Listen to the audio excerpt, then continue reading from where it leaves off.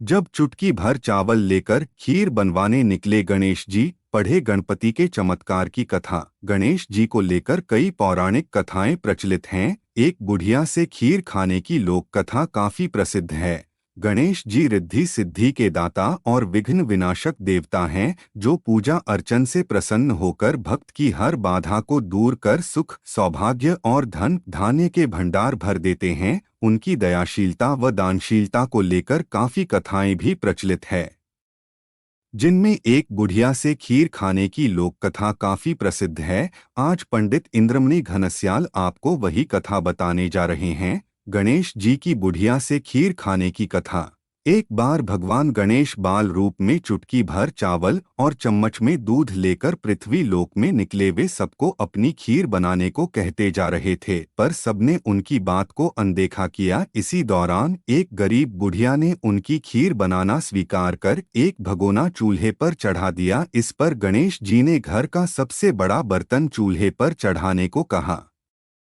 बुढ़िया ने बाल लीला समझते हुए घर का बड़ा भगोना उस पर चढ़ा दिया। कुछ देर में ही एक चमत्कार हुआ। गणेश जी के दिए चावल और दूध बढ़ गए और पूरा भगोना उससे भर गया।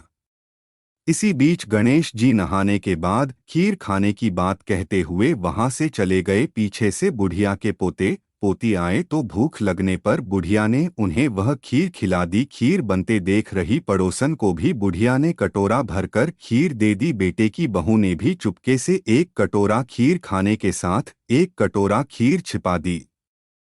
आजा रे गणेशया खीर खा ले। इसके बाद भूख लगी तो बुढ़िया ने भी खाने के लिए खीर हाथ में ले ली और बोली, आजा रे गणेशया खीर खा ले। तभी गणेश जी वहां पहुंच गए और बोले कि मैंने तो खीर पहले ही खा ली। जब बुढ़िया ने पूछा कि कब खाई तो वे बोले कि जब तेरे पोते पोती, पड़ोसन व बहू ने खाई तभी मेरा पेट भर गया। इसके बाद जब बुढ़िया ने बाकी बची खीर के उपयोग के बारे में पूछा तो गणेश जी ने उसे नगर में बांटने को कहा। जब बुढ़िया ने खीर बांटी तो राजा को भी इसका पता लग गया। इस पर उसने बुढ़िया को अपने दरबार में बुला लिया।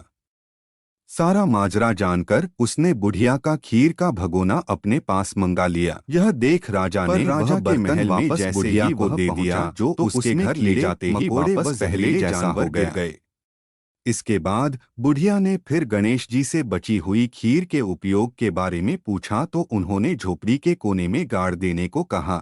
ऐसा कर बुढ़िया रात को सो गई और गणेश जी उसकी झोपड़ी को लात मारते हुए अंतर्ध्यान हो गए। अगले दिन जब बुढ़िया उठी तो उसे अपनी झोपड़ी महल में बदली हुई और खीर के बर्तन सोने जवाहरातों से भरे मिले। गणेश जी की कृपा जानकर बुढ़िया काफी प्रसन्न हो गई। कथा के बाद की कामना, हे गणेश जी महाराज, आपने जैसा फल बुढ़िया को दिया वैसा सबको देना। कथा कहने वाले व हुंकार भरने वाले और आसपास के सुनने वाले सबके भंडारे भरे रखना।